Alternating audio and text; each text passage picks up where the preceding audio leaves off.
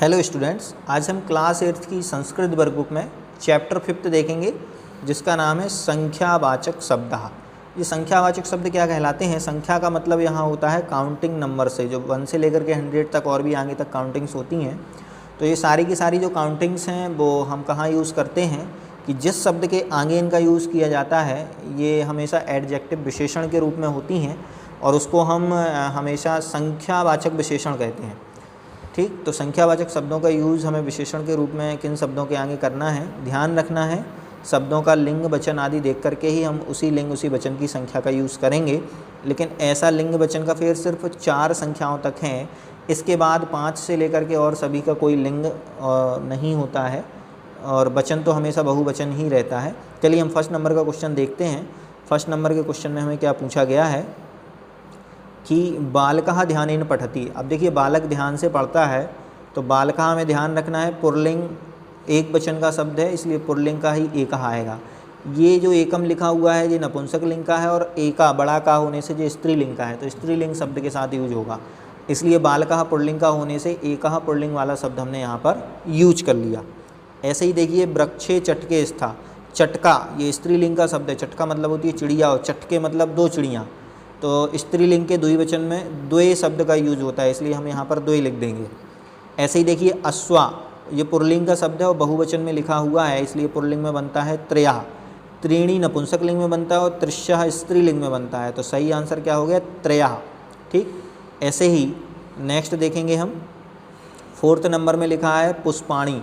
पुष्पाणि जो है ये नपुंसक लिंग का शब्द है और नपुंसक लिंग में हम करते हैं चत्वारि पुष्पाणि। ठीक, चत्वारः पुल्लिंग का है, चतस्रः स्त्रीलिंग का है और चत्वारि नपुंसक लिंग का है, इसलिए पुष्पाणि 4 पुष्प चत्वारि पुष्पाणि हो जाएगा कि 4 पुष्प खिलते हैं।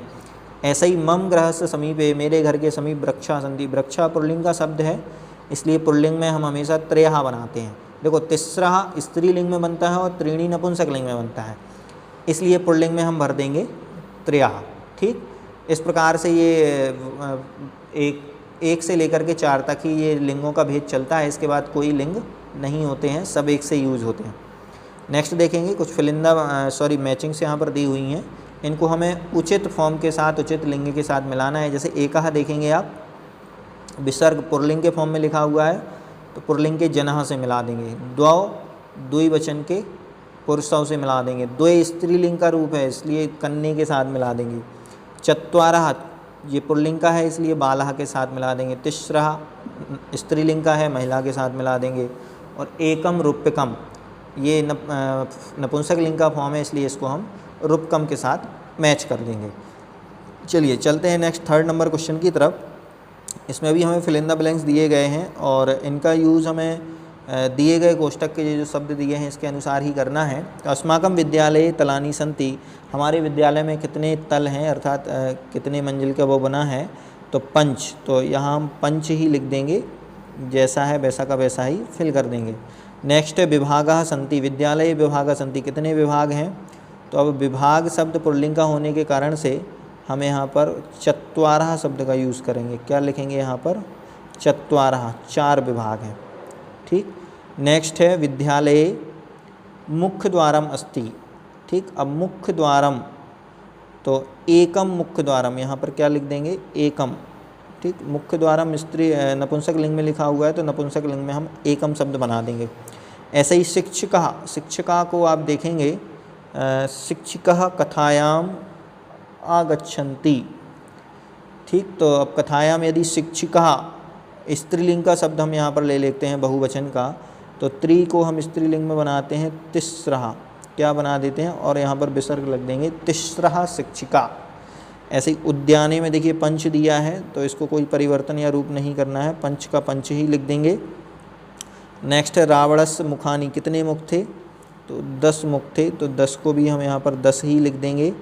शिवस्य नेत्राणि, कितनी नेत्र थे शिव के, त्रीणि नेत्राणि, तो नपुंसक लिंग में क्योंकि नेत्र नपुंसक लिंग का शब्द है तो यहाँ पर हो जाएगा त्रीणि नेत्राणि। ऐसे ही पांडवः आसन, कितने पांडव थे, यदि 5 पांडव ही थे तो पंच शब्द का ही यूज़ हम यहाँ पर कर देंगे। ऐसे ही मम गृहे सदस्याः सन्ति, कितने सदस्य हैं मेरे घर में।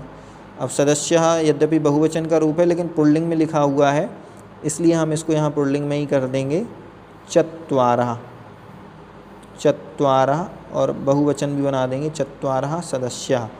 और मम मित्रस्य गृहे तु, अब यहाँ त्रि शब्द का यूज़ करना है तो यहाँ भी लिख देंगे हम बहुवचन का त्रयः, बड़ा या कर देंगे और विसर्ग रख देंगे, तो त्रयः सदस्याः सन्ति। ठीक, इस प्रकार से हमारा चत्वारः सदस्या और त्रयः सदस्या ये दोनों बहुवचन के रूप में हमने यहाँ पर यूज़ किए हैं। चलिए चलते हैं लास्ट क्वेश्चन पर। 4th नंबर का क्वेश्चन है। इसमें भी हमें निम्न वाक्यों में रेखांकित शब्दों को शुद्ध करना है। इसका मतलब ये अशुद्ध गलत लिखे हुए हैं। जैसे देखिएगा, एकः शब्द ये भगिनी के साथ स्त्रीलिंग का शब्द है और ये पुल्लिंग का एका लिखा हुआ है, तो उसकी जगह हमें स्त्रीलिंग वाला एका लिखना पड़ेगा। ऐसे ही त्रयः भगिन्या, अब ये त्रयः भगिन्या, देखिए भगिनी फिर से आ गया, स्त्रीलिंग का तिस्रः लिखना पड़ेगा, तो तिस्रः हम कैसे लिखेंगे, इस प्रकार से कर देंगे और विसर्ग रख देंगे। ऐसे ही देखिए चतस्रः भ्रातरः, भ्रातरः पुल्लिंग का शब्द है तो स्त्रीलिंग का चतस्रः कैसे आएगा, इसलिए पुल्लिंग का हम लिखेंगे चत्वारः, पुल्लिंग का क्या लिख देंगे चत्वारः। ठीक, और ऐसे ही देखिए द्वे भ्रातरौ, अब भ्रातरौ भी पुल्लिंग का है तो द्वे स्त्रीलिंग का द्वे कैसे आएगा, तो इसमें तो हमें लिखना पड़ेगा द्वौ, द्वौ भ्रातरः। और लास्ट में देखिए एका, ये लिखा है गलत, क्योंकि भ्रातः पुल्लिंग का शब्द है, इसलिए पुल्लिंग वाला ही हम यहाँ पर लिखेंगे एकः भ्रातः अस्ति। इस प्रकार से ये लिंग के अनुसार हमारे यहाँ पर शुद्ध शुद्ध भी पूर्ण हो जाते हैं।